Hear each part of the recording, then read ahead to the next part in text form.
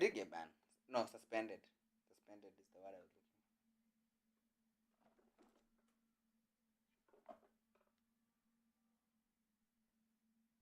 Come on, YouTube. Don't be like that.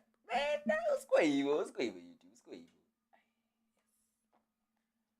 Back in business. It's quite evil, YouTube. Thank you, YouTube. YouTube. Hey, nakuwa careful sasa. Hey, nakuwa careful. Not gonna lie.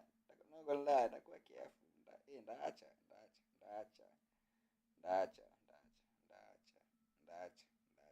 Anyway, acha tusikia walidanganywa aje na waliingiza aje na stories zao.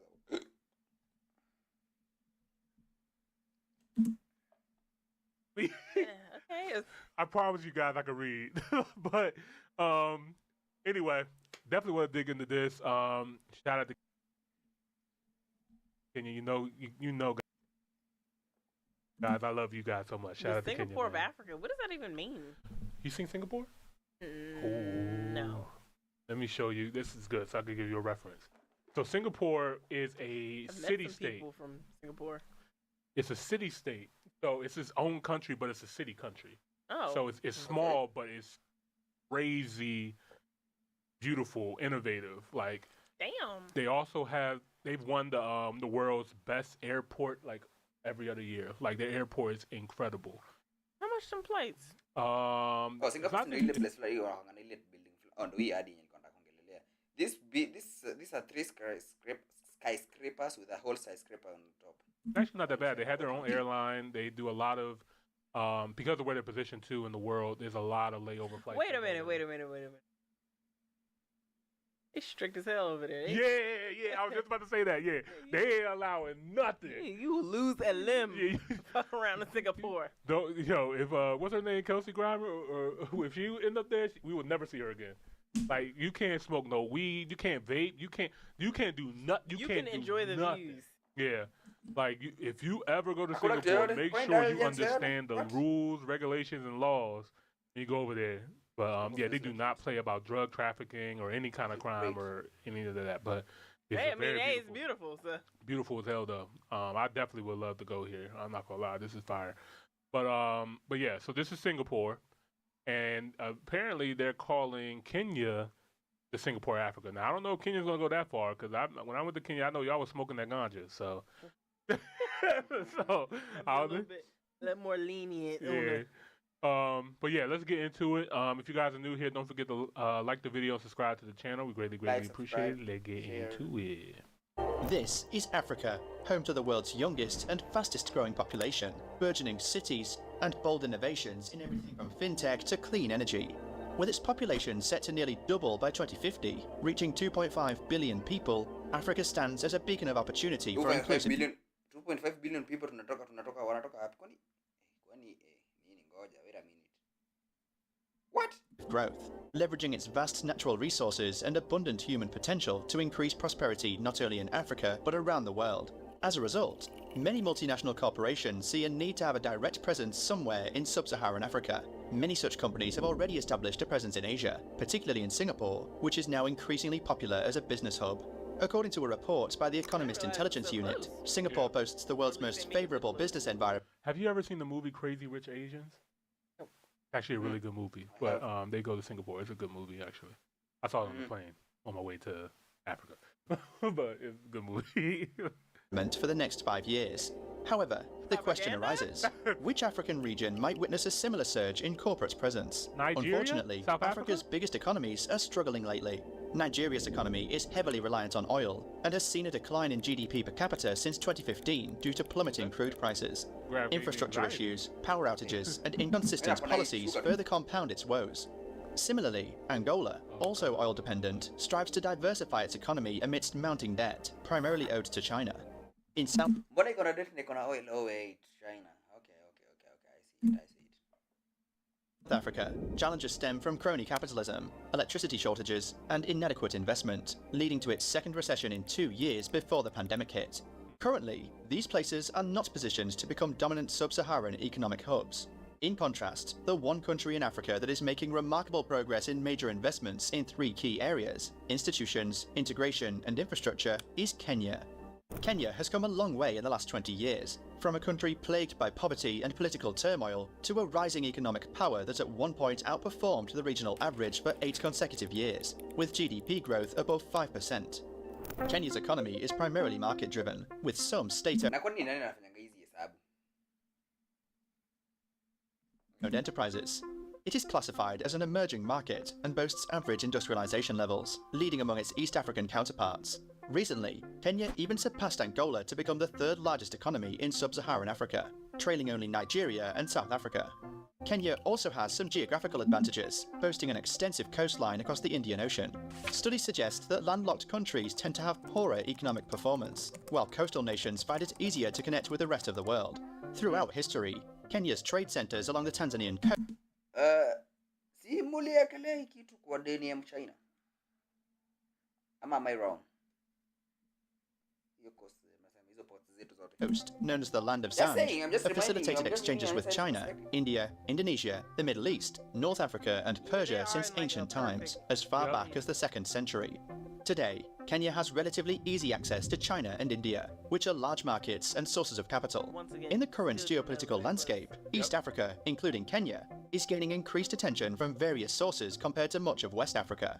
Looking at Singapore, it capitalized on its strategic location and dynamic policies earlier than other aspiring hubs in the region. Singapore is known for being welcoming to foreign businesses, making it one of Asia's leading financial sectors that attracts foreign investments. Okay, msikia hiyo reason. It's becoming welcoming to what? Foreign investment. Sasa hii mtu anataka kula 60% ya biashara yenyewe ufanyie kazi. Many multinational companies have already set up shop in this small Allegedly, this is where TikTok is from too. country. Singapore's status as the largest foreign exchange Because our country believes it comes from China, but technically the CEO of TikTok is from Singapore. You know. center in the Pacific/Asia region, and the third largest globally, is another major draw, thanks to its emphasis on promoting international trade through free trade agreements with surrounding major countries. Kenya could potentially follow a similar path.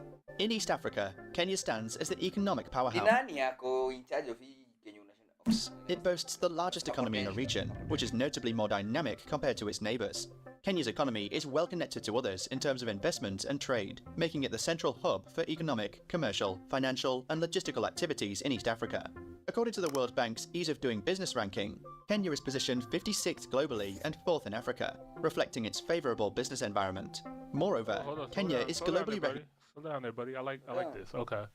So 56 out of like 190 different countries. So that's not bad. But also 4th in Africa, reflect the 4th in Africa is crazy. Score African countries according to Ease of Doing Business.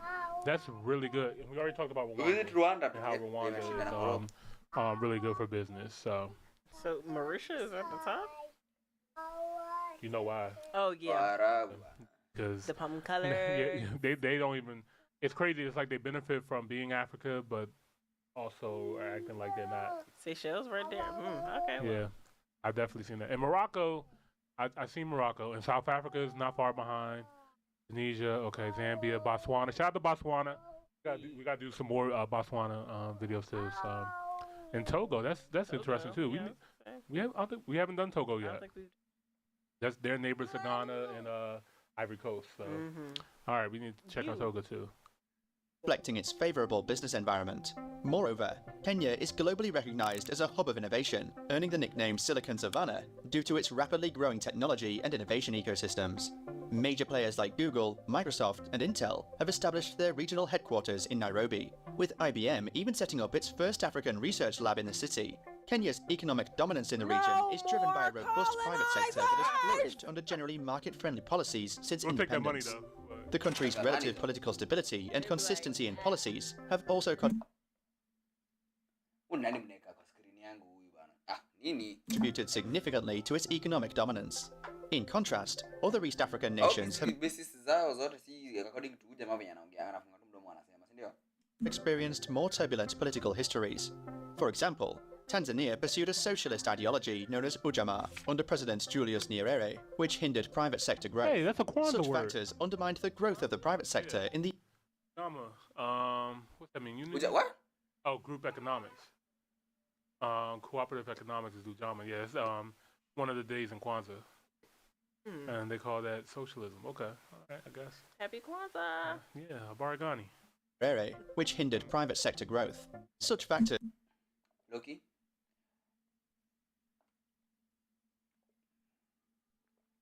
Americans and their accents ruined Kiswahili for me. What the hell is a ujama? What the hell is an ujama? Amesema hawana? Yeah, Baragani. Rere, Habarugani. Sounds like an Indian food.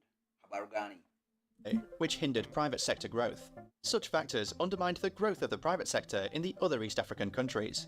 Though these countries have undertaken substantive reforms and are now on a positive growth trajectory, Kenya is likely to hold on to its dominant position for the near to medium future. In 2007, Safaricom, a major telecom company in Kenya, introduced M-Pesa, a mobile money service that quickly gained popularity. I heard. I might have talked. I might have Yeah, I talked think about you it. told me about it. But So, it's Cash App. Yeah. That's basically what it is. They don't do like dollars and stuff like that. I remember when I went to Kenya, I went to the bank and got all this cash, and they were like, "Man, M-Pesa? Like, we don't do this $30 paper thing." They do everything. Majority business is done digitally, which means that they're light years ahead of a lot of other companies. But they do a lot of things digitally. So, yeah. Shout out to, we don't do the dollar. yeah, get that out of here. The trash. Right. They did take my money, but I guess. right. But M-Pesa is big out there. Do dollars. In the Kenyan market. M-Pesa allows people to transfer money using their phones and has become the most successful service of its kind globally. Initially, M-Pesa was created to enable repayment of microfinance loans through mobile phones, cutting down on cash handling costs and enabling iPhone. They got the who calling my phone? They got the little kid joke. Baby girl. Baby girl. But like the one iPhone I did see was like a But the old junk? Oh yeah, that junk. like what? Yeah. They What? said so like I thought those ones don't even work anymore. Do they just not work in America? yeah, I think They it's got a service that's out about here. America. But like technology and like phones and stuff like that are super in Kenya. So it's So much can I just like bring it? you can. Super expensive. Yeah, you can probably come up on that too. He will pay you good money. But if anybody watching Kenya needs a cell phone, I'm watching from Kenya. I need a cell phone.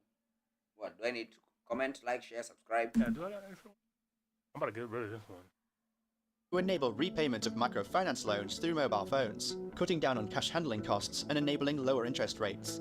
But it turns out that this simple system, initially built off of text messaging, with no smartphones or apps required, used for everything from paying electricity bills to school fees, makes a significant difference for poor families. A study revealed that families living closer to a mobile money agent were less likely to be in extreme poverty, under $1.25 a day, or poverty, under $2 a day. Normally, poor families face consumption shocks, where they can't afford basic needs when income drops, but those with access to mobile money experience more stability. Being able to save and receive transfers from friends and family provides a safety net. Published in the 2016 issue of Science, the study estimates that since 2008, mobile money access has increased daily consumption levels for 2% of Kenyan households, lifting them out of extreme poverty, especially among female-headed households. Back then, M-Pesa was seen as a prime example of how technology could revolutionize financial services and boost financial inclusion in developing economies, by making it easier for Kenyans at every economic level to use their mobile phones to reliably and quickly pay each other. M-Pesa had also shown how quickly human behavior could change when given a I recently did not start liking Uhuru because of the things that I'm finding out about his government, but this was a doubly strategic move of removing the faces of presidents from money and putting in the land. better. And I think Akon actually talked about this. Africa had the opportunity to skip a generation because, you know, we were very attached to the landline, you know, and they never had landlines like that. Oh. They went straight from they went straight to cell phones, pretty much. So, yeah, I know you guys probably quote me in the comments. Not all of Africa, I know. Alternative. Today, M-Pesa Africa has become a major player in Africa's thriving fintech ecosystem. Operating in 7 countries, it boasts over 50 million monthly active users. The company has recently introduced consumer and business super apps, along with features like Fuliza for overdrafts and M-Pesa Global for remittances. What's up, my brother? What's up, my brother? What's up, my brother?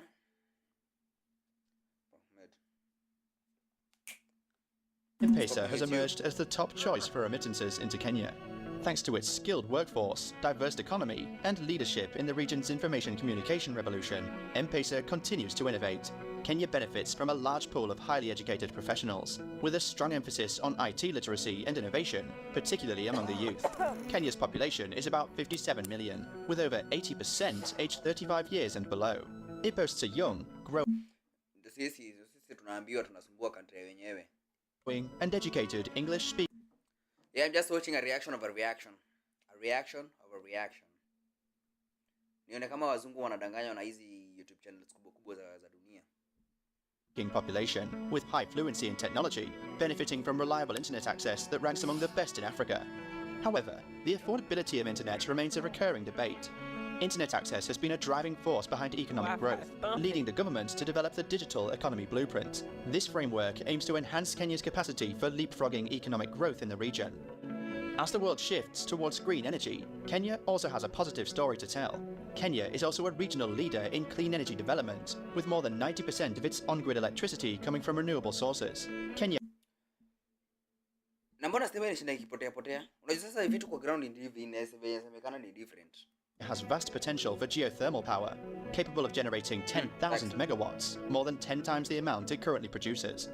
Foreign companies looking to boost their green reputations might find Kenya an attractive destination. That said, expensive energy, due in part to taxes and poor regulation, has been a growth drawback. However,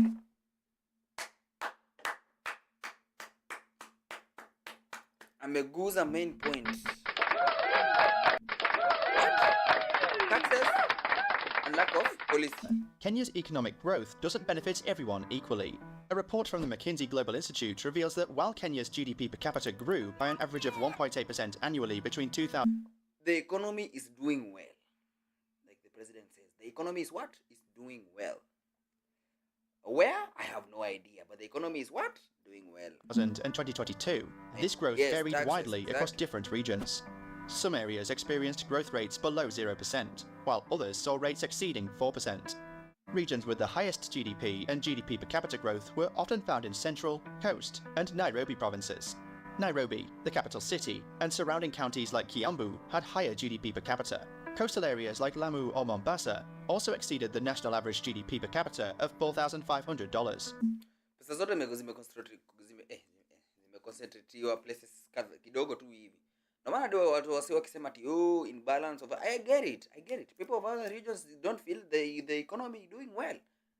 Cause nimetembea ushaguzi zenye mimi naendanga za saidia Murima na ushaguzi zenye naendanga saidia nini. Kuna imbalance kidogo imefanyika hapo jamani. Kuna it's not exactly clear but you can see it. While counties na sasa ina especially design kwa sababu hiyo venye anasema sio Kiambu road ushaitembea bana unaona magari zao zinamwanga huko MZ. Bordering Somalia and other internal areas like Baringo and Kakamega had lower figures. There are other elements of the case against Kenya. One issue is its struggle to attract foreign direct investment, even compared to other African countries. Despite its size and level of development, foreign investments in Kenya are relatively low. According to a recent survey by the National Bank of Kenya, the main investors in the country are the United Kingdom, Mauritius, the US, South Africa, and France.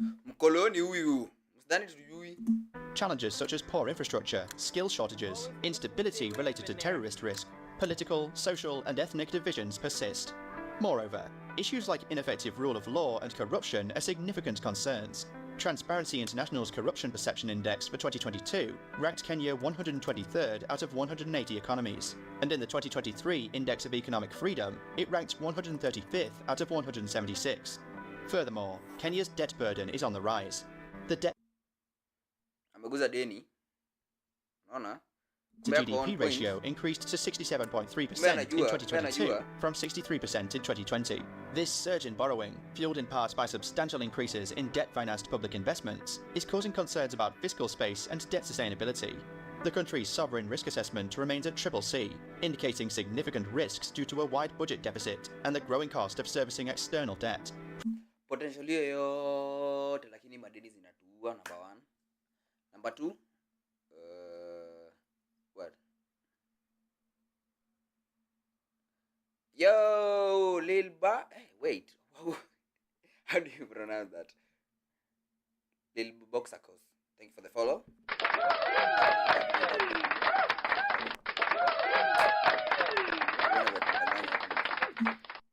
Projects like the Chinese-funded railway have contributed to Kenya's debt burden.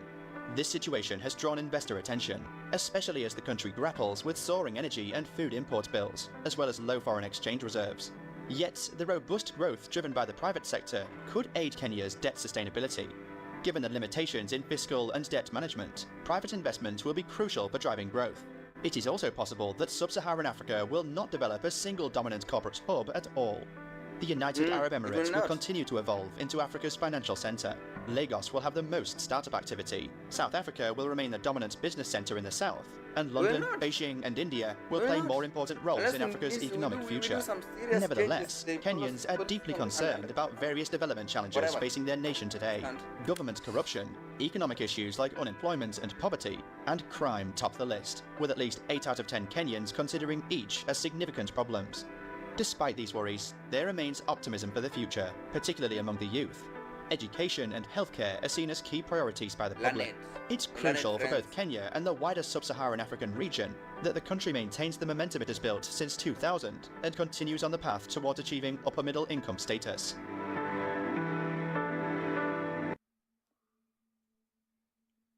Okay. Hiyo video imeongea ukweli. Nilikuwa nataka nilipuke hapa kama angedanganya hadi I had to sneak that in there, I guess. Okay. All right, round of applause, I guess. Let's see.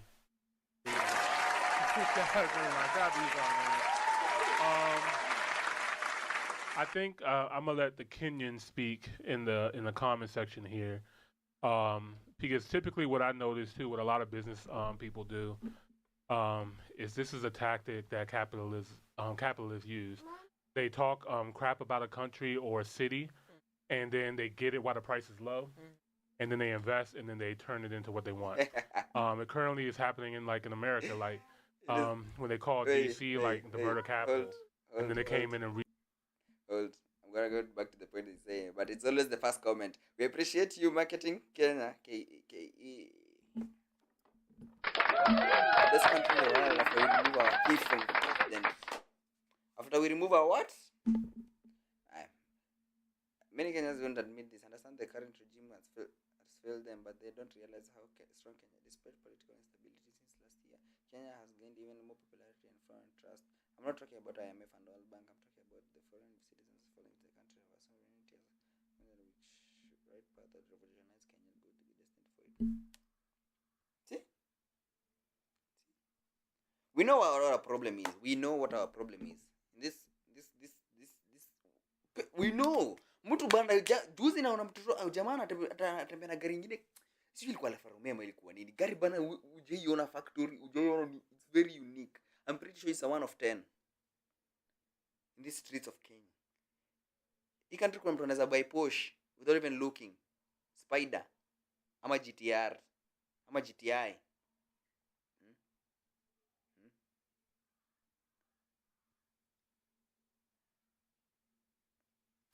W. But anyway, going back to whatever he's saying. regentrify DC. Donald Trump came in and called Baltimore a shithole, and now they have a whole bunch of new developments happening in Baltimore now too.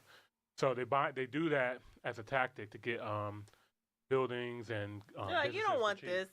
You don't want it. Don't even pay any attention to it. Matter of fact, I'll take it off your hand. Right. Yeah. So shout out to Kenya. I was gonna do that. They did what they That is a good video. That is a great video. So, we know our problem is. Kila mtu anajua shida yetu ni gani? Kila mtu anajua shida yetu ni gani? Shida yetu ni gani? Tunaanza na parliament. Tukifix parliament, I swear tukifix parliament, hadi huyu kijana huyu agenda pusha ya one time huyu, hadi yeye tuone akienda mbali. Cause basically parliament is our power. We can work our way up. Anyway, I'm not political. I don't even care about politics that much. But because they are forcing my hand. Anyway.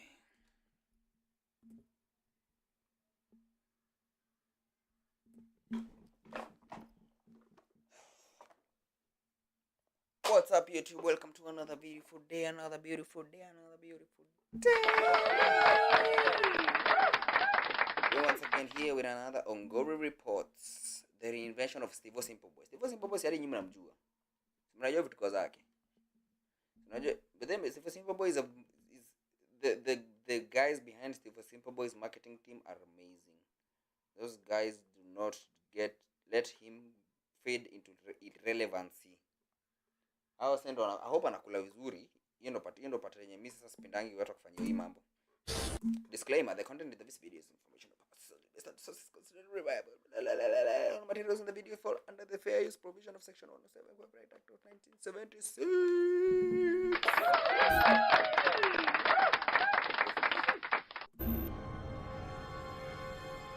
For the longest time, Steve Simple Boy saw himself as a rapper, dreaming of big collaborations with big artists. Mimi Steve Simple Boy nimefanya kazi nikapata mshahara, napata kichuna, anaitwa Diana, huku amenuna na tena analia, alafu ananiambia Simple Boy, mimi nakuzimia, mimi nakupenda, tena nakutaka, lasi hivyo ndo pesa anataka, amekuwa kama mwewe akishika kifaranga.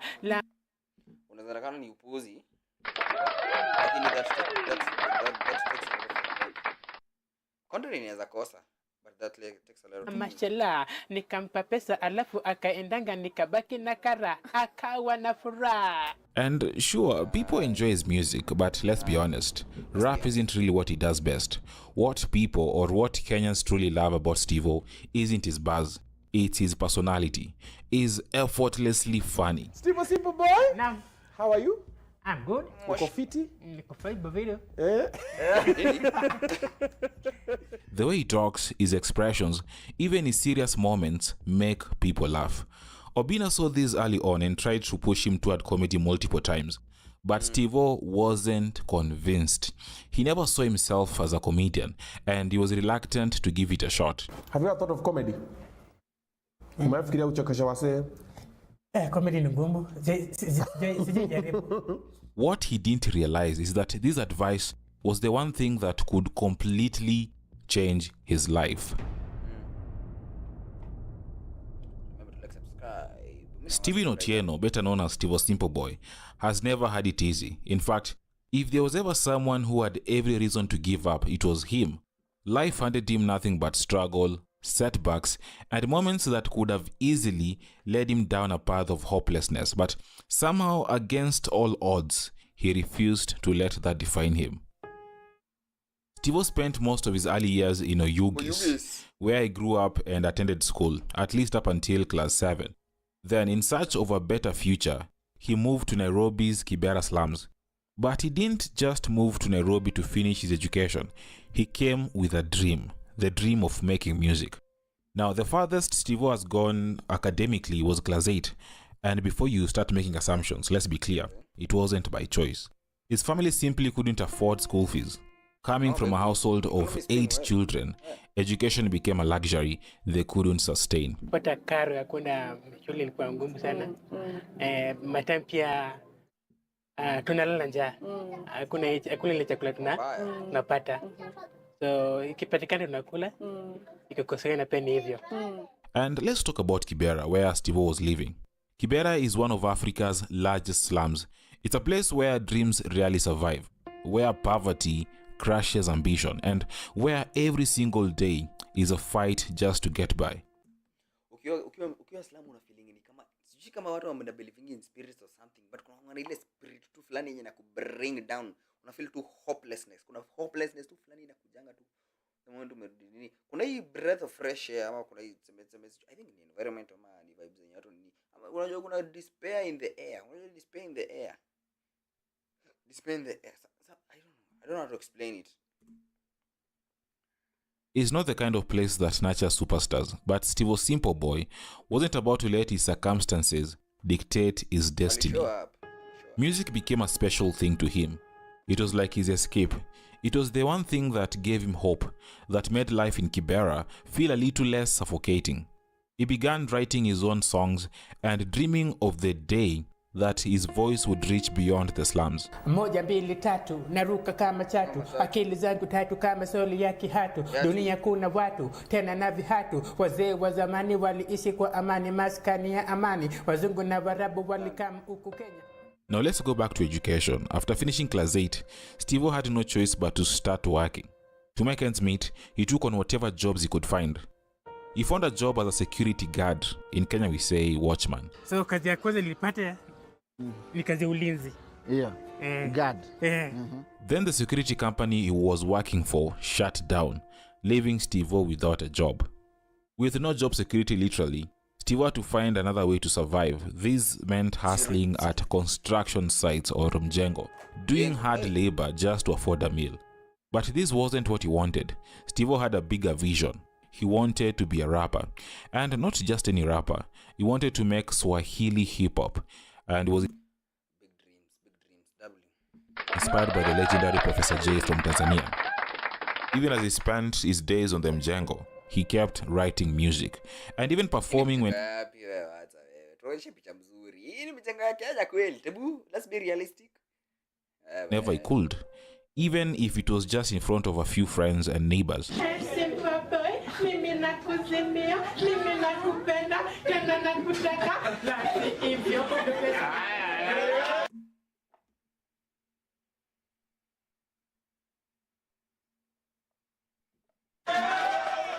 But not everyone believed in Steve Simple Boy.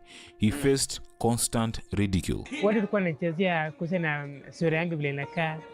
Wanasema mimi ati sura yangu ni kama monkey. Inauma, but itabidi uzoee. But if there's one thing about Steve is that he didn't care. People could talk and say whatever they wanted. But he kept doing what he loved. That was music. Determined to improve, he kept sharpening his rap skills, regularly attending rehearsals organized by the Kibera Creative Arts or KICA. Unlike mainstream hip-hop, which often glorifies crime and objectifies women, Steve wanted to do something different. His goal was clear: to make meaningful, uplifting music. Music that inspires the people. In 2015, he dropped his first song, Ukimwi or AIDS, aiming to raise awareness about the disease Ukimwi. But that song didn't make him famous. His real breakthrough came in 2019. Vijana nasema vijana nasema. When Medarati dropped in 2017, nobody, not even Steve himself, expected the song to be a hit. In fact, for 2 whole years, the song sat on YouTube unnoticed. But then, out of nowhere, it exploded. And wait, alikuwa na shoot hiyo video ya Medarati, like YouTube alikuwa uploading it like there's hope. Just show up, do the grind. The reason is this interview. Anaimba hip hop. Okay. He carries Kibera to the rest of the world. Okay. Ni msanii anafunza wasee poa. Yes. Na pia anza. Okay. Sawa bro. You can have a seat. Umesema anaitwa nani? Anaitwa Simple Boy. Simple Boy, salimia watu bwana na uambie wewe ni nani. Ukiwa kama umetulia tu hapo. Najima jamaa. Najima jamaa. Yeah, mimi naitwa Steve Simple Boy, all the way from Kibera.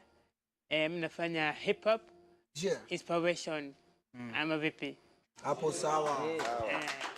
Back in 2019, comedian Chipukizi hosted Steve and his friend Handsome Boy. Easy. Bana watu wa socks. Kuna fashion zingine bana zikianza hayo pa kuna kitu tunafanga wataanza kunichomea nazo in future. Boy on his show.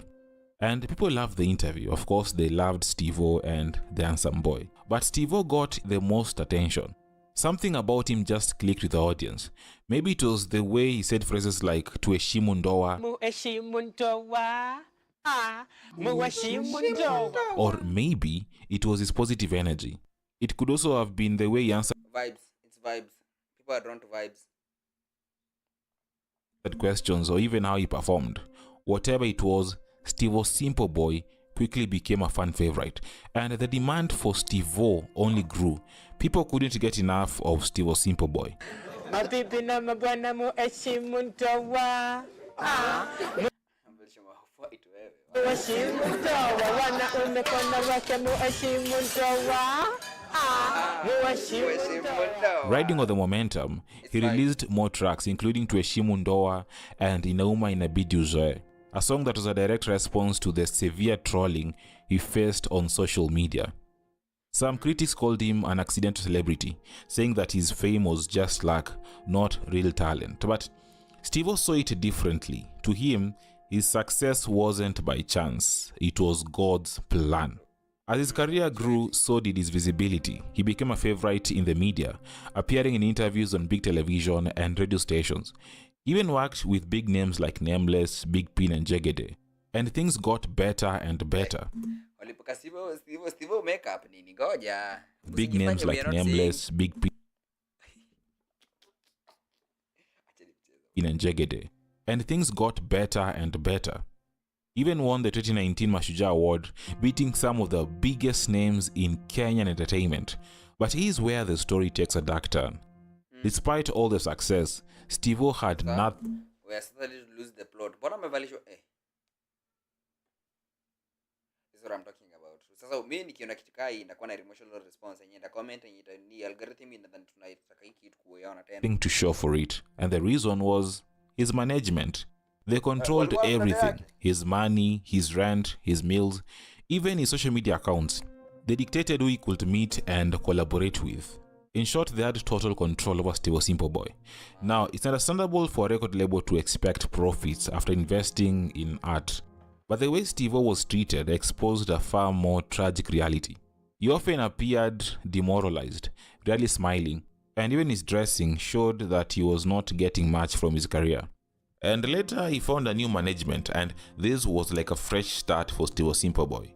He was no longer the same. He was now more confident, more polished, and just a better version of himself. Now, his music isn't bad at all.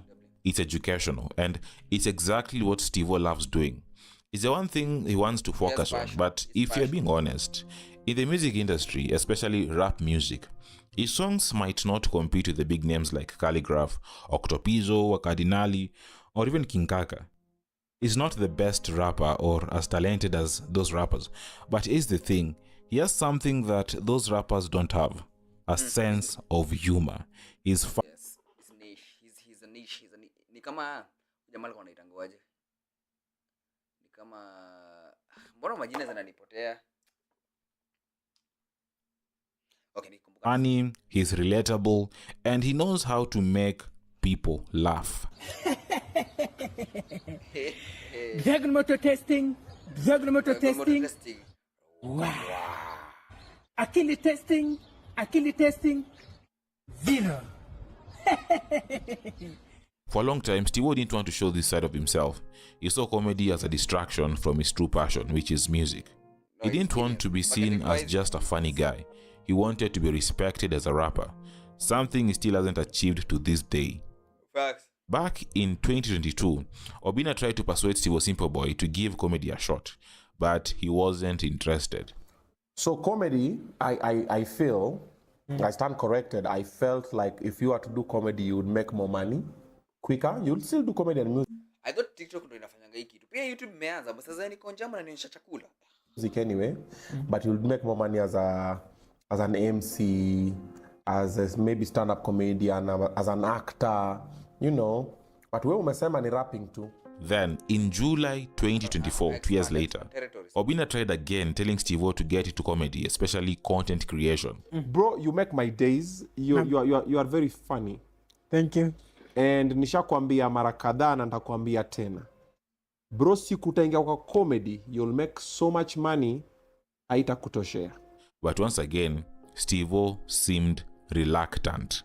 However, by the end of 2024, Steve-O decided to get into comedy, to try content creation. Na leo naitwa Steve-O Simple Boy Wongching. And why did it take him so long to try it? Because honestly, this is where Steve-O Simple Boy truly belongs. Now, first, he began by creating a YouTube channel, but it was on TikTok where his content truly exploded. His growth on TikTok is nothing short of amazing. People love how real Steve-O is and how he makes even simple things funny. And almost all his videos have gone viral. Wow. What began as a hesitant experiment has turned into a full-blown career. In fact, Steve-O Simple is doing better than many content creators in Kenya, though I wouldn't mention names. By the end of last year and into this year, Steve-O has completely transformed. He's more confident than ever. His dressing style is better. His hairstyles are different, and his videos are much more exciting to watch. I bet everyone is loving the new Steve-O Simple. You probably enjoy his music, but I'm sure you enjoy his content even more. And to prove how good his content is, just look at the number of views, the reactions, and the comments on his TikTok.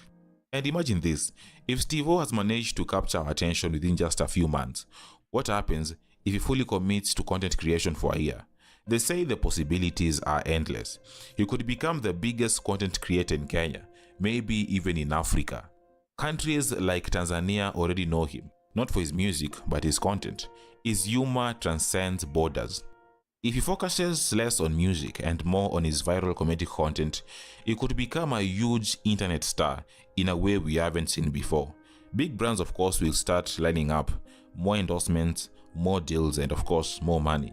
Look, angefanya hivi, angefanya content creation but akipata time, but sasa management pia kuna venye itakazuia kwa sababu ukikuwa the moment pata attention utakuwa busy, una run around. But the moment akipata chance, the moment akula do, the morning is a studio. The moment akipata do, the morning is a studio. The moment akipata do, the morning is a studio. Like venye anataka. What's pigana the market? Well, the market what the market wants, the market gets. Look at creators like William Last KRM from South Africa, or even Kabilame. He went from being laid off at a factory to becoming one of the biggest content creators, not in his village, not in his country, but in the world. Steve-O has that same potential. He has the charm, the relatability, and the natural gift to dominate digital entertainment. Steve-O Simple akiamua tu sasa leo anataka kufocus on content.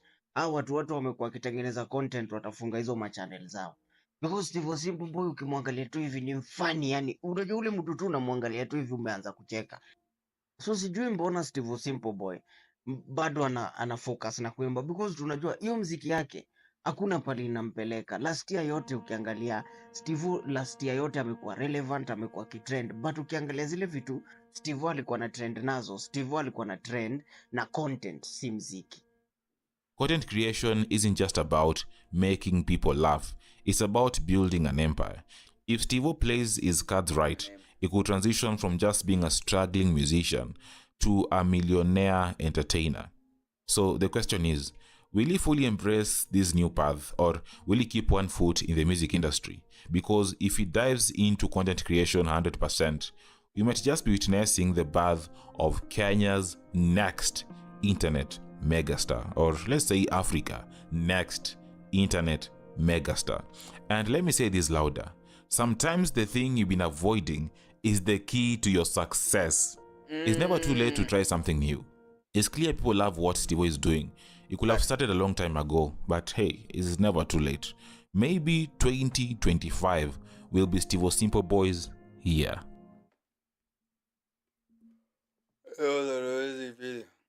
Acha tuambie subscribe and likes.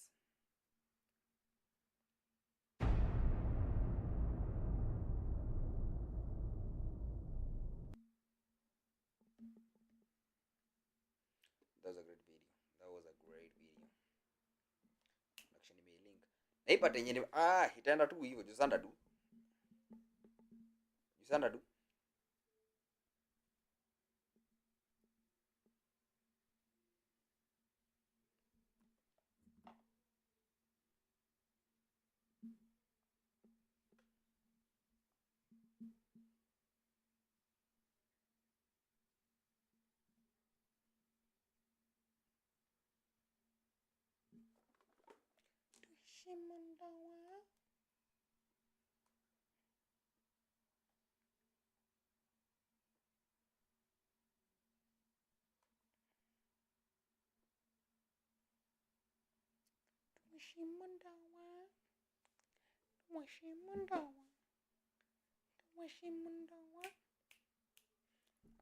Chebet Rono deserves comeback.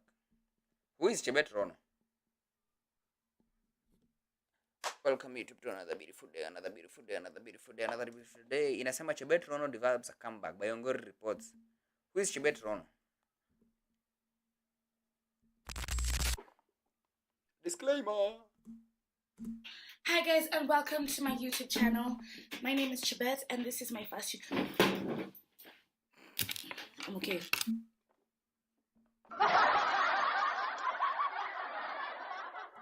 This is Rono's first YouTube video, published on 14th December 2018. And from this first video, it was evident that she was destined for greatness. She was bold, charismatic, and funny. Let's say she had all the essentials needed to become the next superstar, not just in Kenya, but internationally like Elsa Majimbo. And we'll talk about Elsa Majimbo later in the video. Others even argued that she had better content than Elsa Majimbo. I'm looking cute, I'm looking tasty, I'm looking expensive and not affordable. And I know you want to slide in my DM. If you'd like to do that, my handle is @Ronald.H. You may send your nudes and I might consider just Hey, what is this? Okay. So why did she not go international? As someone who's genuinely a huge fan of Ronald's content, I decided to do some research on why her career stalled. I know there's a lot of things that people have said and she also talked about, but first, let's take a look at the things she did right. Remember to like this video and subscribe. Very late. Now before you continue, let me tell you something that can change your life. I believe making money shouldn't be hard in 2024, and that is why Pocket Broker is here. Whether you're a seasoned trader or just starting out, Pocket Broker offers everything fixed. You can choose. We also offer pairs, indices, stocks, and even crypto. And the best part, don't wait. 100% bonus on your first deposit of $10 or more. Wishing you all the best.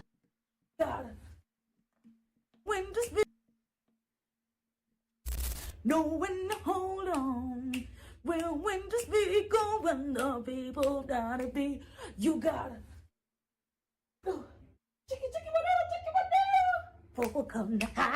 You gotta. Before we even get here, we first need. What am I looking at? What?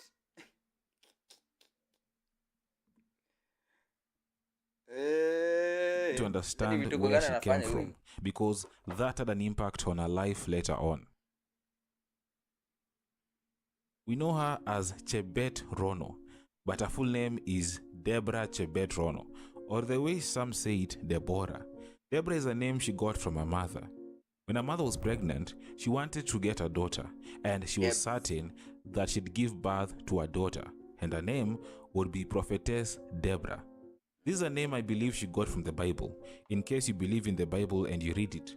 Deborah is one of the most influential women of the Bible, and the only female judge mentioned in the Bible. And you can confirm. Anyway, the name... She was built different. Deborah was a special and powerful name. It seems the mother was sure her daughter would become powerful, and that actually happened. And we'll get there. Rono's childhood was not that smooth, and that experience later affected her when she grew older. Her father left her when she was only 3 years old, and that means the mother was left to fend for the family. It was not easy. It was a struggle. Rono was also often criticized, like being told to lose weight and being forced to act in a certain way, which affected how she saw the world. So I can say my childhood really affected how I see the world. Especially when it came to my self-worth and my self-esteem. She was also the ugly friend. She never felt desirable. She never felt loved. When I was younger, I was the ugly friend. So this one is the ugly friend. I was at what's it called? Dove. The Dove. So guys would often come to me to go to my friends. And so I never felt desirable. I never felt loved. Anyway, this later changed. This is Rono in 2024. she's not ugly and she's Hey, very yo. desirable. Wait. Anyway, Chebetrono attended what is considered some of the best schools in Kenya. I'm gonna give out all the schools I went to. So school was Makini, Yes. and then after Makini I left because your school fees was like 1,000,000 shillings. Yes. I went to a school called Starshake. I finished my class 8 in Starshake, and then I went to Kenya High, and then I finished in Kenya High, and then I went to Brookhouse to do an additional course, which Ika bounds. Hey, that shit is hard. So you know what I did? After Brookhouse, I was like, I'll stay home and wash rice, mom. She didn't just stay home and wash rice. She was creating content and entertaining her audience. This is something that her mother didn't understand at first, but this became the thing that changed her life. Rono posted her first YouTube video in December 2018, and in just 5 months, she garnered over 25,000 subscribers. Unlike most female content creators who focus on having perfect videos with makeups and perfect lighting, Rono's videos were raw, just her talking to the camera. No makeup, no lighting. All she had was a camera and a sense of humor. This is the place now where my mom is. Yani, she just decided, you know what, I'll call this daughter Deborah. You know, we have Chloe, we have Faith, we have Michelle. You could even call me Jen. Chloe na hii sura. Chloe na wanga light skin bana. Hadi wewe unajua. We all know this. Am I wrong though? Am I wrong? Well, I'm doing it to Jane.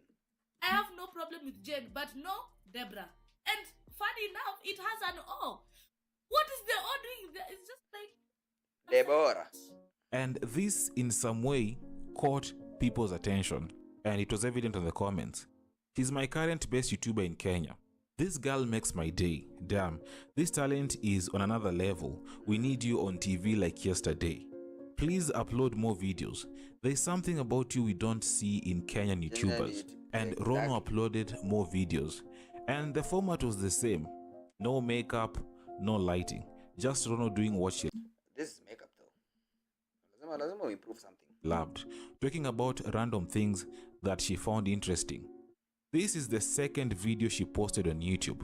In the video, she's prank calling celebrities like Wabosha Magazine, Eddie Butita, and Pascal Tokodi. you will be shooting the video, butt ass naked. Butt ass naked. Yes. Wow. This prank calling is what made her to blow up. People loved the video for the simple fact that she was not just funny, but creative. A fan even commented that this is by far the most entertaining YouTube channel. Ron even tried making skits like here, where she made a skit about how it feels like to live in an African home. Chapet, nisaidie na hii remote. Harakisha, nisaidie na hii remote. Lakini siko tu hapo. Mama, siko tu hapo. Nimesema iko huko. Wacha nikwambie kitu. Kisha madharau. She also hosted celebrities like Benzema or Alejandro and Andrew Kibe. Weirdest thing a fan has ever said or done to you?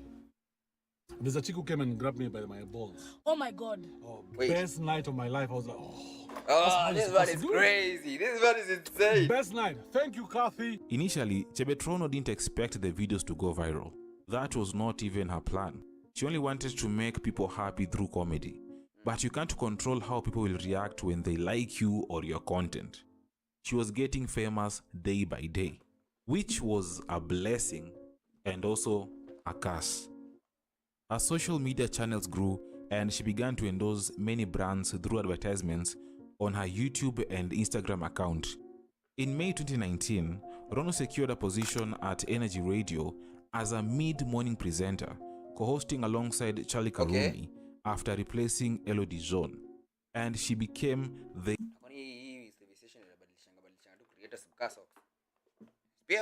youngest radio presenter in Kenya at that time. That was a great milestone.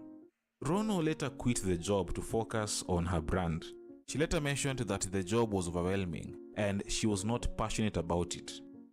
After departing from Energy Radio in April 2020, she got another job towards the end of 2020, where she joined Homeboys Radio. There she was co-hosting the breakfast show dubbed The Liftoff alongside Jimani and Neville. Rono was navigating her way through the media industry extremely well. And it seems that all Rono had to do from there was to keep pushing. But yet again, she left Homeboy's Radio. She reported to work just a few weeks before disappearing, then finally resigned. According to Rono, she accepted the offer to work for Homeboy's Radio, but didn't have time to think about it. She went on to say that after working for a few weeks and realizing she's not getting any happier, she decided to leave. And that was the best decision she made. I loved radio in the sense of I loved the job, how accessible and easy and networking aspect. The thing is, I don't think it was my passion. Okay. So then I kind of took the fact that I was good at it for I should do it. Yeah. You know, when you're good at something, like, you should be doing this, bro. You're really good at, but like I'm not passionate about it, and I know there are people who are really passionate about stuff like that. I mean, radio like that, and I just didn't have it. Yeah. Otherwise, it was a great experience. Yeah. And I probably would go back. Yeah. I mean, Getting into radio was not the only achievement. At the age of 19, she earned her first million. 19 years, she's a millionaire. And that is proof that you should start creating content. And making pranks is not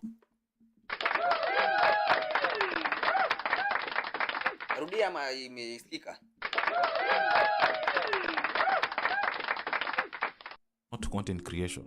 Be creative, do something different. Anyway, in 2019, she was listed among the top 25 women in digital, which is another great milestone. A radio job is one of the most lucrative jobs in Kenya. Rono got the chance to work in not just one, but 2 radio stations in Kenya, the biggest ones. So why was she quitting just months after getting employed? What was wrong with Rono? And this is where the problems began. So pay attention. Rono began making content in 2018, and in just 1 year, she was famous. And this is evident by the fact that she got a job at Energy Radio and later joined Homeboy's Radio. According to Rono, things were moving too fast and she wasn't prepared for that. She was on the radio, but she felt very unhappy.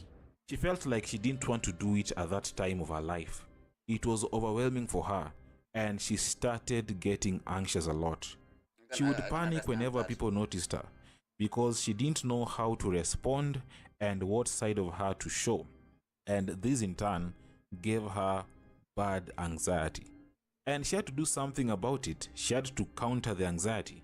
And so she started drinking alcohol. Drinking was the only way she managed to get comfortable around people.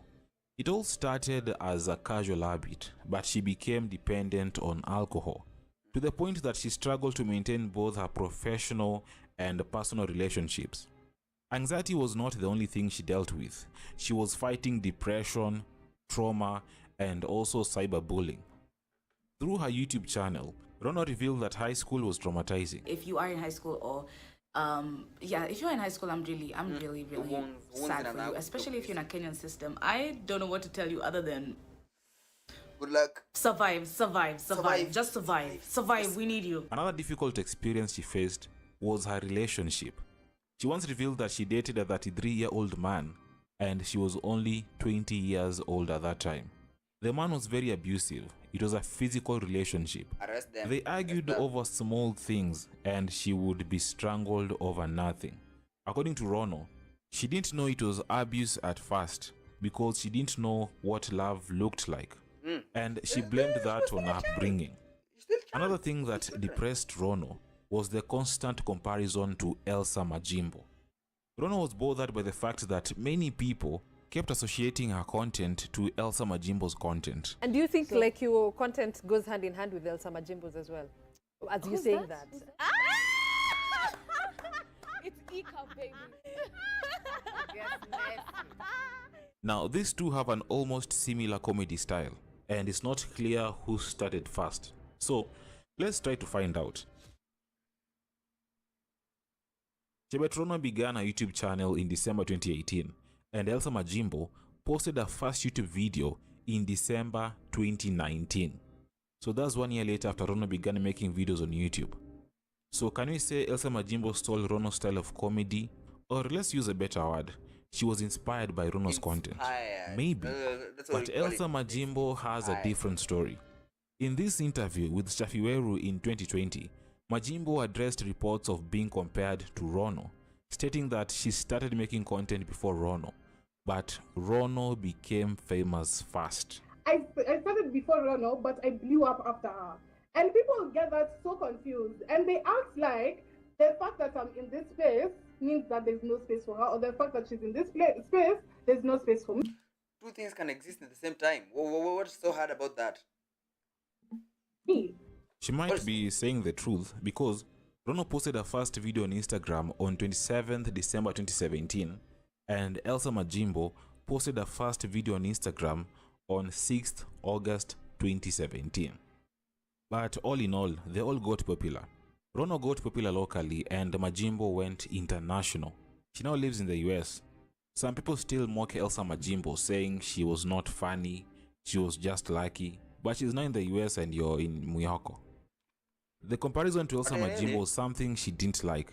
She was constantly trolled, others telling her Elsa stole her shine, and Rono, in some way, what the hell is happening with this cloth? No, we will not accept this. This is unacceptable. Decided to address the issue. I'm calling everybody out. Kid actress, stop copying me. Elsa Majimbo, stop copying me. What do you mean? What do you mean? You're out of material? In March 2023, she also posted on X accusing Kate actress Elsa Majimbo and Shonarwa of stealing her content without crediting her. Rono alleged that Kate actress and Elsa Majimbo have been stealing her ideas. She also posted on Instagram asking Kate to respect her content. And Kate responded, telling Rono that she is an incredible, consistent content creator, and she celebrates Rono.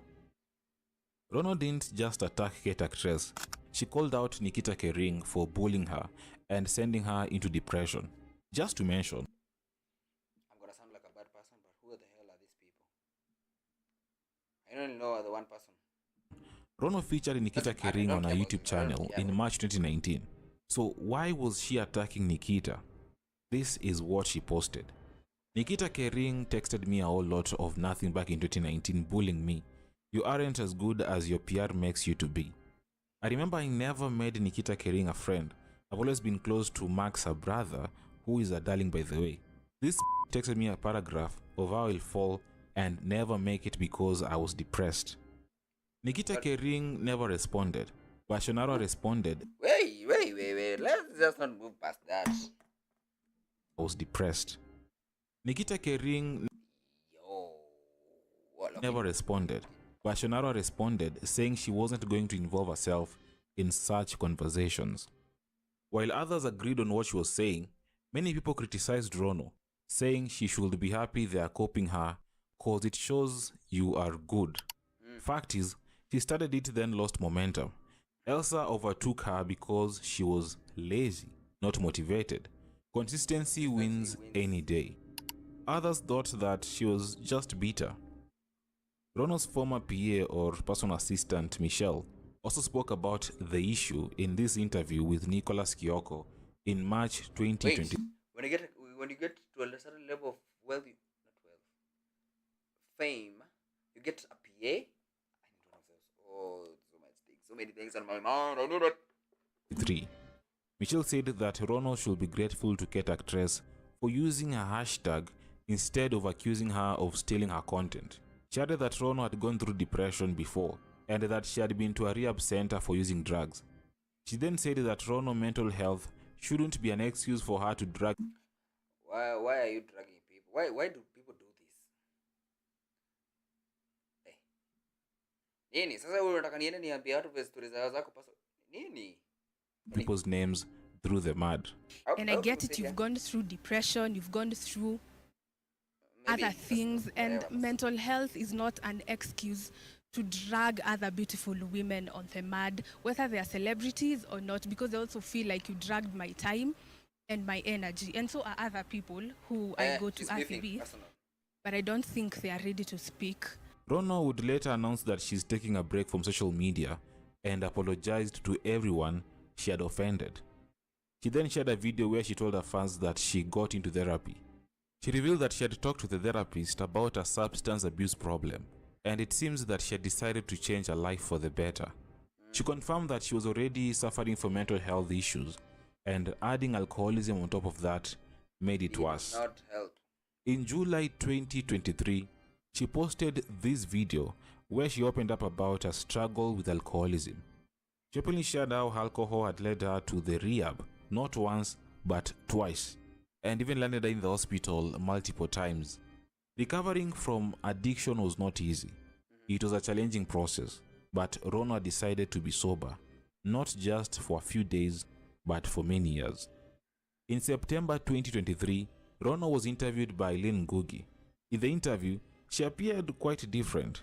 She seemed more vibrant and content, openly discussing various topics without fear.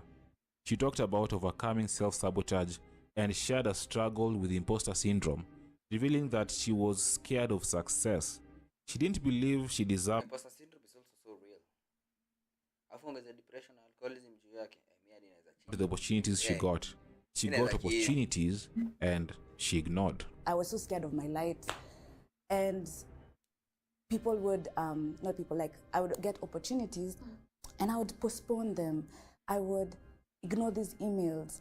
I would not show up in the fear of just, I don't know if I can handle it. Am I really the real one?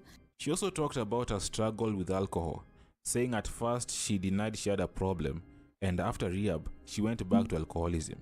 According to her, Haigo didn't allow her to accept that she had a problem. But then she went to rehab for the second time, and this time, it was voluntarily. She also claimed the industry is brutal. Most female celebs treated her like a threat, and Andrew Kibe showed her love. Kibe was genuine, kind, and supportive. This may sound odd. You might not like Kibe for who he is,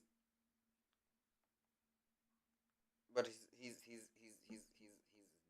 dead ass the most authentic person you'll meet on the internet. It's crazy. I'm not refusing that, But it was Kibe was willing to guide her in the industry, showing her how to make money from the content. Regarding comparisons to fellow content creator Elsa Majimbo, I see what you're doing. now had a different perspective, a new perspective about Elsa Majimbo. What's the word? I can't even tell her not to take up. She took the 30 under 30. She took the opportunities. I didn't. I did not. Opportunities are coming, I'm ignoring them. She stepped in her light confidently. I didn't. So everything she has, I think she's much more earned, and she deserves them in one way or another.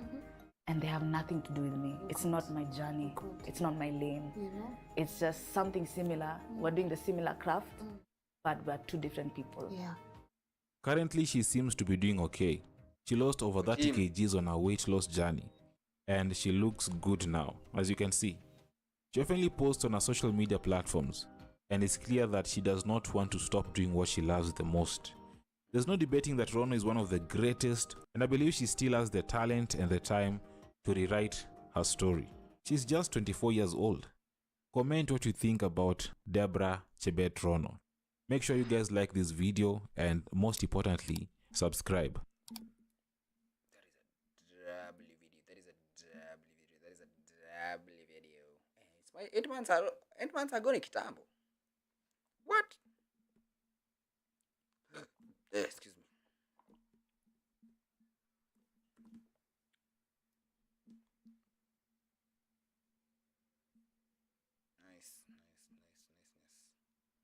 Niceness to poo. Niceness to poo.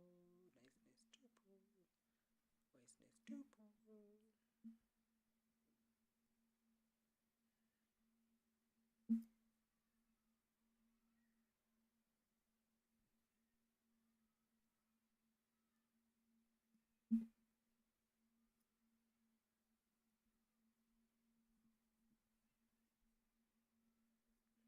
Mbona mzee ameapologize?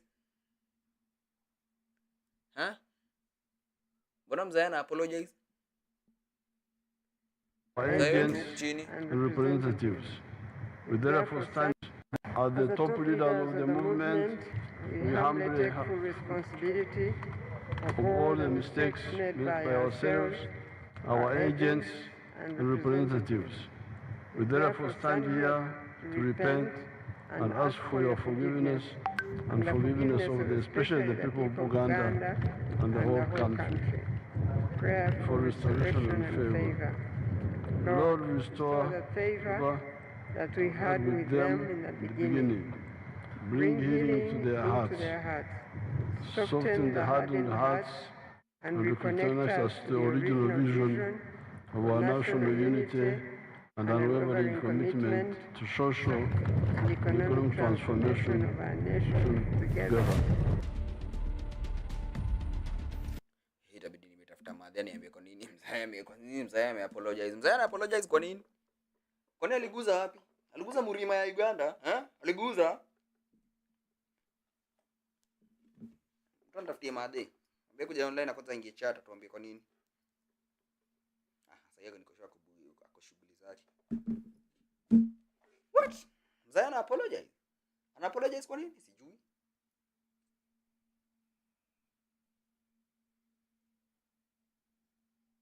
Mbona ana apologize? That is very interesting news. That is very interesting news.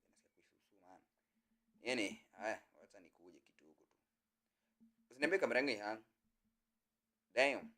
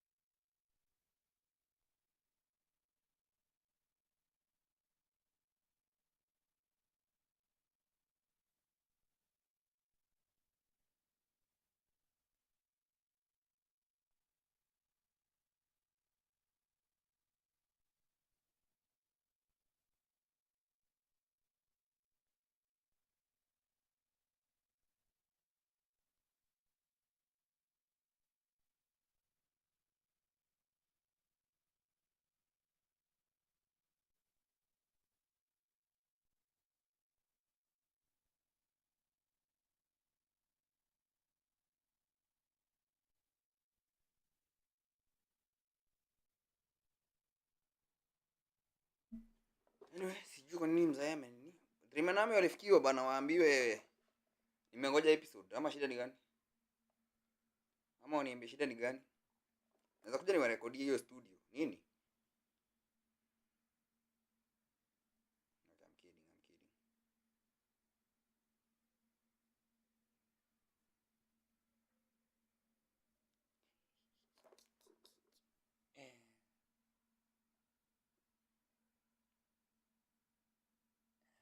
Please don't speak to me, bana. Nini?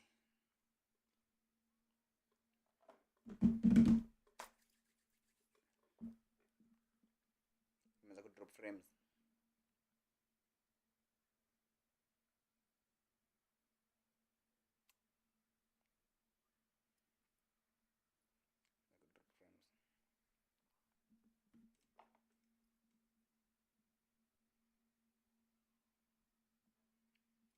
What is happening?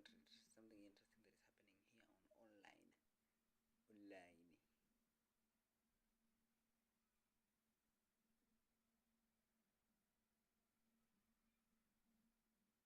Ati nini?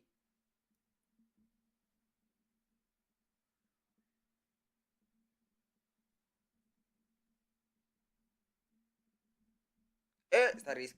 Wewe wanataka nistaki kubaniwa tena imani ya BN. Nimesuspendiwa tu live. Nikiwa tu online tu kasuspendiwa. Na drop frames.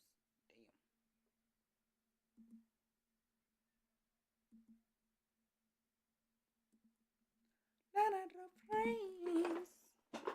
Mingi.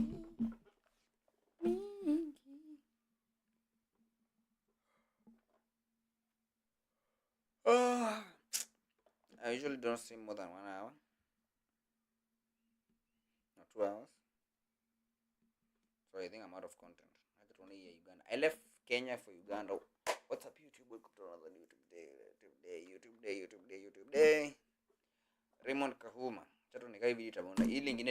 Documenting every single day for 7 days, and if you guys like this type of content, smash the like button, hit subscribe, and comment down below if you guys like this type of content, and I'll make more of it. Today is day 1. It's 6 a.m. I'm in Kenya. It's actually still dark outside, if you could tell. I have a flight back to Uganda. This is gonna be my first time back in Uganda in 7 months. I miss that country. I miss my family. I miss my friends. I miss the Kampala dust, bro. That dust that you have to do like this every time you're entering an office, bro.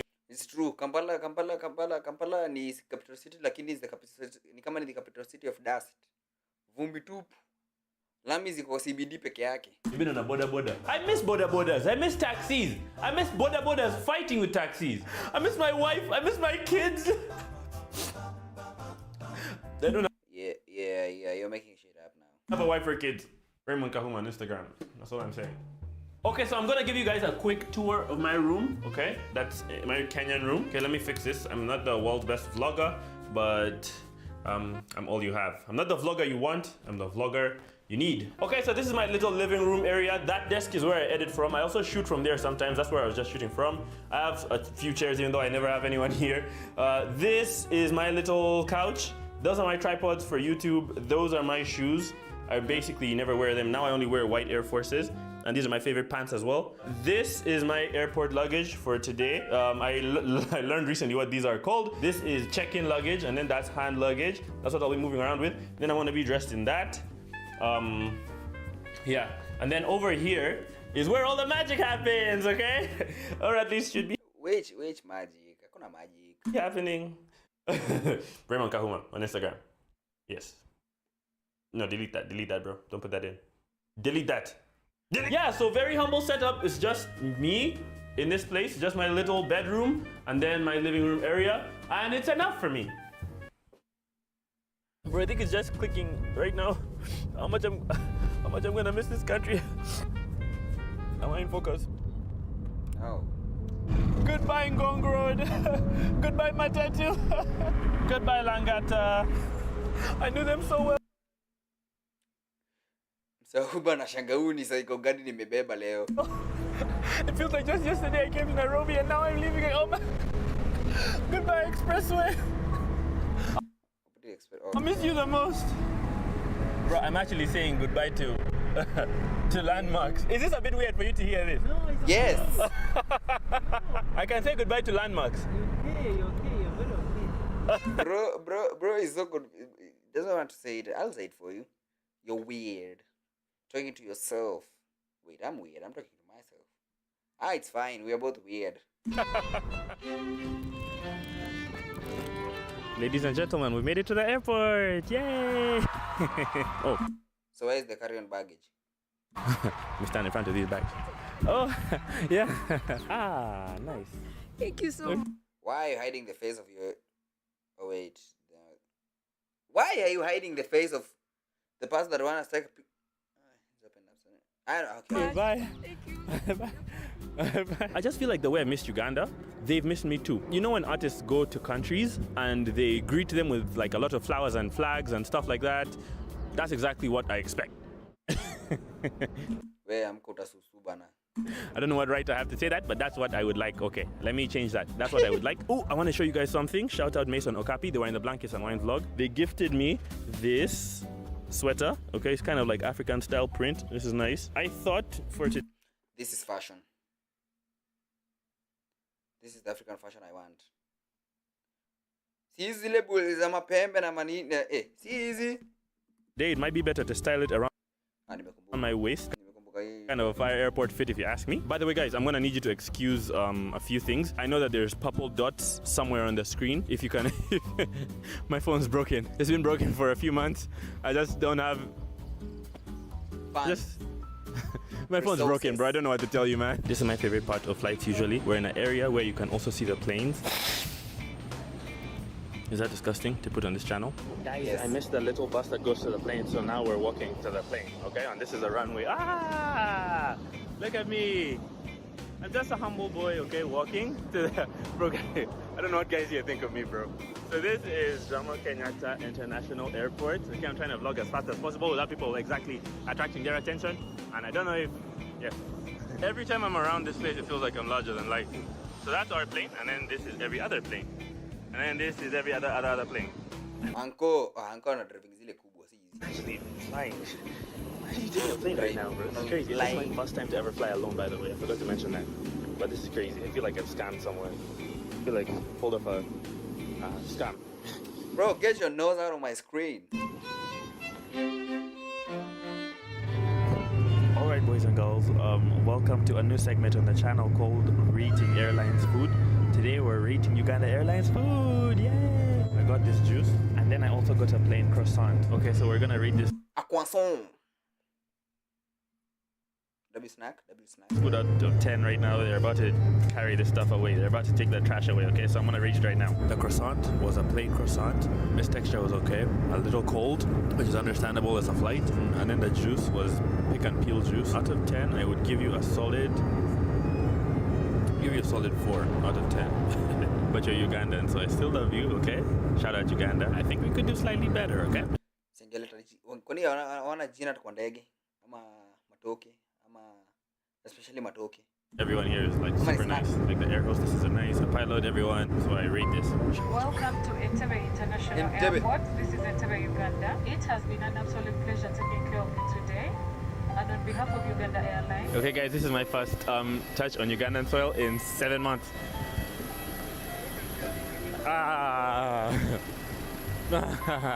Yes, thank you. Guys, this is a new wing at the Entebbe airport. It wasn't like this when we were growing up, bro. Jesus. Guys, shout out whoever built this new Entebbe airport wing. That must have been... I just realized he gave somebody his phone to record him. Oh, vlogging is hard. This thing looks crazy. Okay guys, I'm at arrivals and there's a billion people there. I hope half of these are for me, okay? To welcome me back to Uganda. Here's my entourage. Bro, I promised to vlog a bit more people. What do you do? Hold on, man. Welcome back. Welcome back. Good to see you, man. Wait. You have,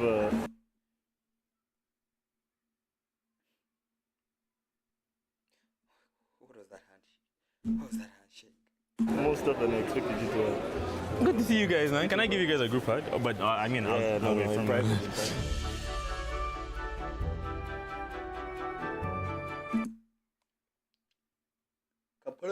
Expressway.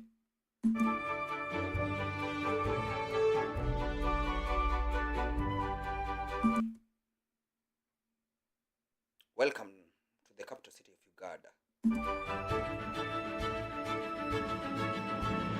Okay, guys, I have some friends of mine that I want to introduce to you. Natafuta pesa niende hizi sasa hizo kwenye kumeshikashika hivi vizuri. Guys, these are the Mob Jazz. These are the Mob Jazz podcast guys. Okay, guys, say hello. What up? Wagwan. These are my friends. Oh, thank you guys for picking me from the airport. Of course, bro. Is there anything you guys want to tell me? How much you miss me? We'll talk about the airport. I need YouTube ad revenue, bro. Okay, but did you guys miss me? Like, Bro, we did, man. Of course, man. What's the Mob Jazz podcast? Come on. okay, guys, I just got back home to my mother's home in Uganda.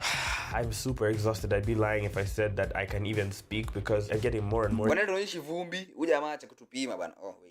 sick. I can't feel my throat anymore. My nose is so stuffy, and I've just been filming since 4. I got up at 4 a.m. to film this video. I hope tomorrow my energy is a bit more high and I could show you guys around, but I'll see you guys tomorrow in. Welcome back to day 2, ladies and gentlemen.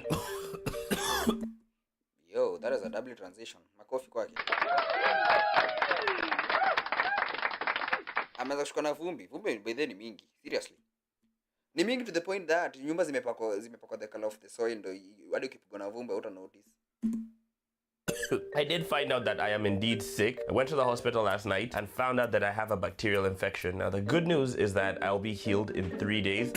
The bad news is that I can't really film much today, okay? I'm in such a low mood. The day is basically done, but I did, however, promise you guys a tour of my room. Without further ado, MTV, welcome to my room. Okay, so this is a tour of my room. This is my little clothing rack, okay? I don't really wear any of these clothes anymore. These are my clothes I came in from yesterday. I haven't yet unpacked anything. That's my tripod. This is my bed. These are the nice bed sheets that I asked my mama for. Okay, so the true fans of my YouTube channel know why it's painted like this. That's my superhero alias. Oh, by the way, I forgot to show you guys this, okay? My friend just gifted me this yesterday. Shout out O'Shea Duke Jackson, okay? He got me this new vlog microphone because I told him mine was busted. He just gifted me this yesterday. Thank you so much, bro. Yes, and then these are shoes I don't really wear anymore. I feel like my style kind of changed when I went to Kenya. I feel like I was a bit dusty before.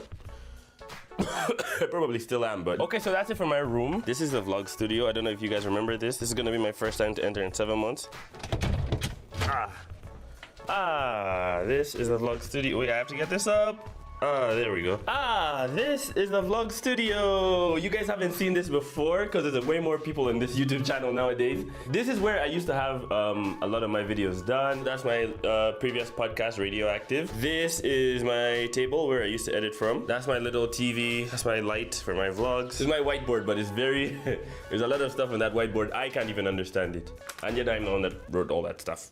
Okay, is that okay? This is a bathroom. Ooh, this is me. Just dusting it up in Kampala City. So fun fact, I actually designed some of this bathroom. I am the one that picked out the toilet and the showers, but yeah, my parents built this. So something very unique. That is not designing, that is just choosing the toilet. About this house is it's very green. Like there's a lot of plants everywhere. Like, yeah, like that. And then these are my mother's pots. You guys should comment down below if you like them. She'd really like, and she reads the comments, okay? So she'd know that people like her pots. She's like 1,000 pots in this house. More pots, more pots, more pots. Yeah, it continues all the way up to down there. On a good day, you could see like the entire city over there. Okay, so I think that's as much as I could show you guys, like, if you know what I mean. But I'm gonna end out day 2 here because I have to go to the hospital. I'm still sick, so I'll see you guys in day 3. Day 3, ladies and gentlemen, and guess who's feeling way better after taking their second IV at the hospital last night? It's me. I already got up, showered, brushed my teeth, all of that, and I had to film myself doing that, which makes it even more weird. Now today I have 2 things on my agenda. Number 1, this is my debit card. There's a lot of wise guys, okay, on the internet. So before you copy my debit card and try and use it, okay, you might want to know it's gonna be replaced because I snapped this card in half. I don't know if you could tell, but like there's a, I snapped it clean in half and it goes right through the center. So obviously this doesn't work. I have to go and get this replaced today at my bank. And then secondly, I have to make a presentation for a speech that I'm doing on day 7, which is the last day of this vlog. I'm giving a speech on how to get started as a small YouTuber at the Kenganda experience. Shout out Kenganda. So I'm gonna make a presentation for that. But first,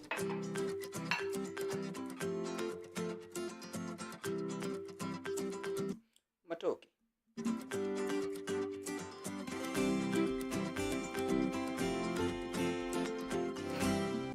I honestly think that bank is called Stan Beach.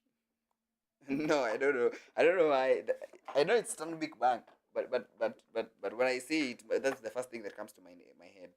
okay, so I have good news and bad news. The bad news is you're not allowed to film inside the bank, but I did manage to get some shots of the rest of the mall. So this is Acacia Mall. To me, it's the nicest mall in the entire Uganda. There's malls that are bigger, but there's just something about this mall, like it's alive. There's something I like about this mall. In fact, I'd call this my favorite mall in the entire planet. Now, the good news is I did manage to get a new debit card, so that's really nice, but that's not even what's important here, okay? When I was at the bank, they found a dormant account that was in my name. Before I dropped out, I was in government scholarship, and in Uganda, when you're in government scholarship and you decide to not stay inside of the university, they give you like an upkeep, so they give you some money. When I dropped out, I forgot about that money, okay? So they found a bank account that the government sent me the upkeep for the first 2 semesters that I was in university that I never collected. So that was really nice, okay? And the grand total, okay? Ready for this drum roll, please? They found a grand total of 780,000 Ugandan shillings. Wow, yini kama 40k. Bado si pesa mbaya. In that bank account. My trip to Uganda has been unbelievable so far, man. I'm getting so much special treatment. Okay, now presentation time. Okay, so this is proving to be a bit more difficult than I thought it would be. I've been stuck on this blank screen for like an hour now. So I think I'm gonna end out day 3 here, okay? I'll probably work on this at night and then show you guys what I have in the morning. Good morning, guys. Today is day 4 of a week in my life. I finally got my last IV last night at the hospital, so I'm feeling way better. Shower, breakfast, finally getting to do the presentation. I have indeed finished my presentation. It took the entire day. It's just a bunch of slides to kind of tell people how to begin a YouTube channel, okay? I might not be the best at this, but somehow I scammed my way into speaking at this event. Now that I'm done with the presentation, my plan for today is to show you guys some Ugandan food, okay? So let's go and have some fun doing that. Cool transition.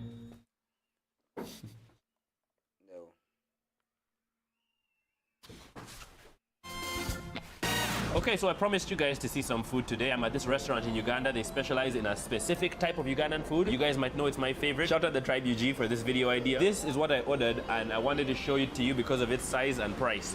This is the largest Ugandan Rolex that you can buy. Rolex. Okay, they're not taking my title. This is it next to my head. This thing is gigantic, bro. If you're wondering how much it costs, normal Rolexes in Uganda start from 1,000 shillings. This costs 26,000 Ugandan shillings. Can you guys tell that there's little pieces of meat inside here? So let's review it and see what it tastes. Okay, there's like vegetables inside there as well. There's eggs, there's chicken. It's been dripping since I got it. If I have to rate the Yuga roll out of 10, I'm gonna give it a solid 6. But actually, you know what? I'm gonna give you 2 more points for originality because there is nothing like this that you can find anywhere actually in East Africa. I don't think there's anything like this. I'm sorry I couldn't show you guys any local food, but I really like food like this. That's it for this segment. Next segment. Okay guys, I have good news and bad news. I'm gonna start with the bad news, okay? The bad news is today is in day 4, it's day 5. I don't know what to tell you guys. Yesterday, all I did was eat that Rolex. After I went home, I figured that there's not much I have to update the vlog on, so I just start today here. But the good news is I'm at NRG Studios and we're about to have a little cook-off, okay? They invited me to cook chapatis. I think they found a few guys that they thought were competent enough, as myself, to cook chapatis, and that's what we're gonna do today. Okay, I'm gonna just go now.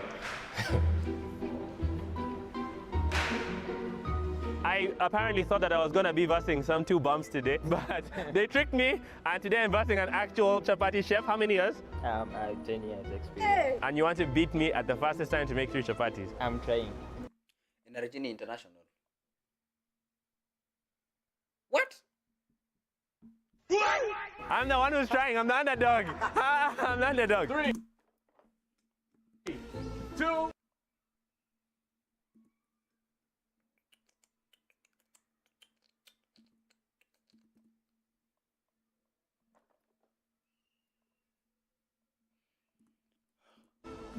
1, go!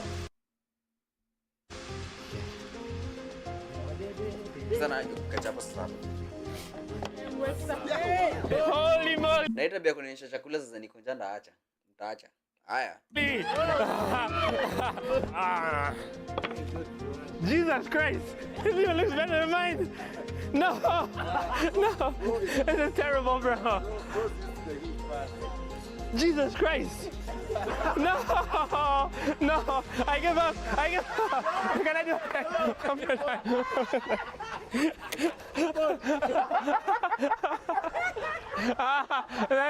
no. Guys, I let you down!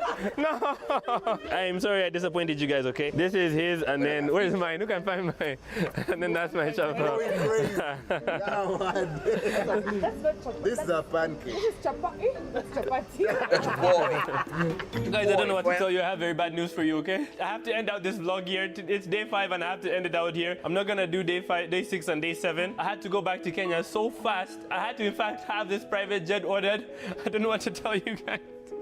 It's fake. Okay, I'm just gonna use the restroom real quickly.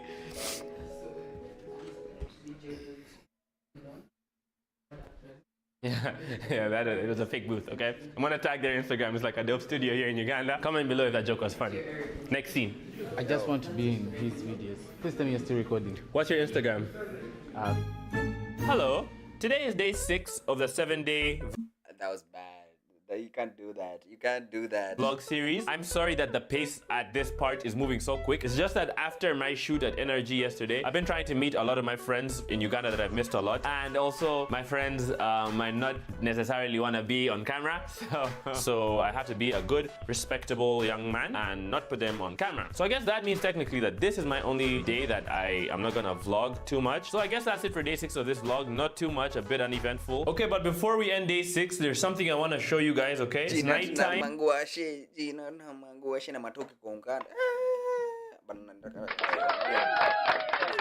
back in my studio, and this might be the only Ugandan meal that I show you guys on this vlog, okay? So this yellow thing here is called matoke. It's just bananas like pressed together and then they boil them. That might be the most consumed meal in Uganda. Everyone knows what sweet potato is. That's my favorite like hard food. And then the sauce is groundnut sauce, okay? We call these binyebwa. Shout out binyebwa. This is the best sauce ever invented to man. Okay. Facts. I'm gonna be eating. Then you dip that in the groundnuts like this, okay? Then you bite it like that. I miss Ugandan food, bro. I miss this food. So that's it for the Ugandan food tour, okay? So it's really nice. I will next see you guys on my last day in Uganda for day 7. There's Ginat now. You slap. Ginat to slap. Yeah.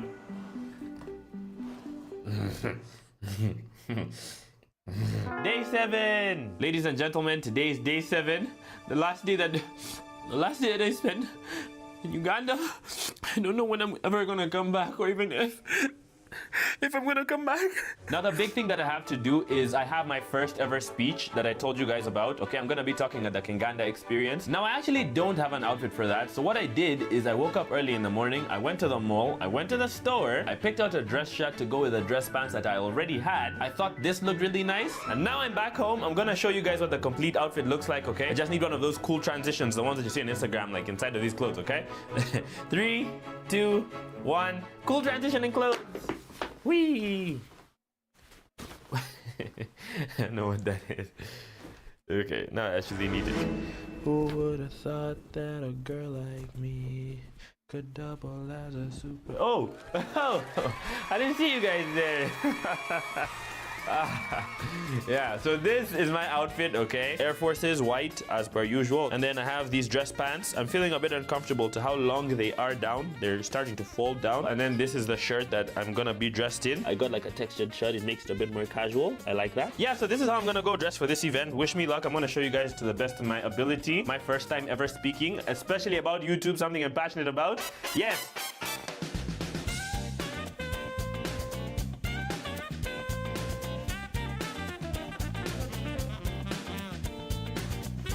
To present to us his journey as a YouTube content creator, please welcome Mr. Raymond Kahuma, ladies and gentlemen.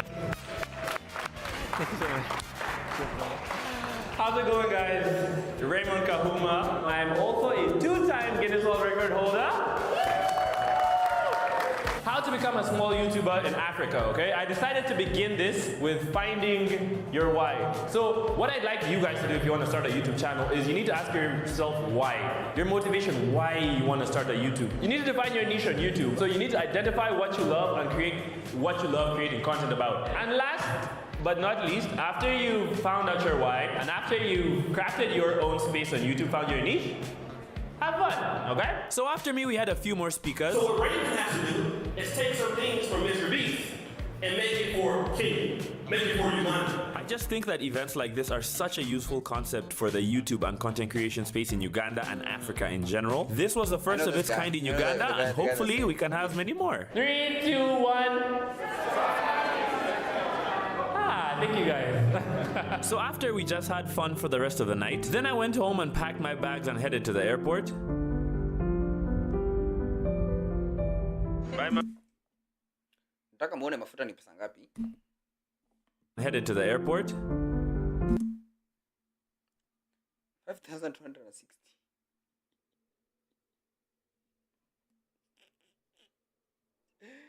I'm kidding. It's Uganda. Bye, mommy.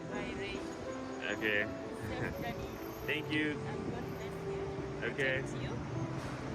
Okay. Okay. Bye. Okay. Yeah, okay, bye. You know, on this particular trip back to Kenya, I felt something I haven't really felt before, and I don't know how to process it, but waiting at the airport just made me feel like this is such a lonely career. Content creation, I mean. I realized while filming my entire week, the only times I felt like I had company were when I had my family and friends around, or when I was talking to the camera, you guys. And that's it. Every time the camera was off, and I was alone by myself, I felt so alone. And coming back to Uganda as a visitor, or just knowing that I'm coming back strictly for work, just made me wonder, like, where is my home? I don't think I'm gonna be slowing down anytime soon. I guess this is going to be my life for the next few years, and I'm just going to have to be okay with that. I want to thank everyone that watches my videos, everyone that's told me in person that they like my videos. Those words really motivate me, and the support I've been getting on this channel from Uganda, Kenya, and everywhere has been unbelievable. I promise that this year I'm gonna make the best content that I possibly can so we could grow this channel. Thank you guys. And now I'm finally back in Kenya, okay? Thank you guys so much for watching this video. Please subscribe, okay? We're almost at 50,000 subscribers on my YouTube channel. Smash like and let me know in the comment section if you guys liked this video, okay? I'll do way more of them. And if you enjoyed this video, you might also like this one where I broke the Guinness World Record for the fastest time to make 3 chapatis. That was my favorite video to make so far. You might also like it. Just click on the video right. There's a Guinness World Record of how fast you can make chapatis. What? Wait a minute. Double video.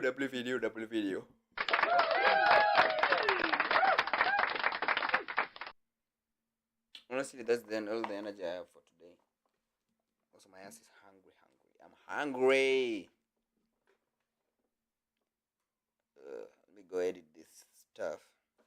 Anyway, that's all I have time for today. Like, share, subscribe to this channel.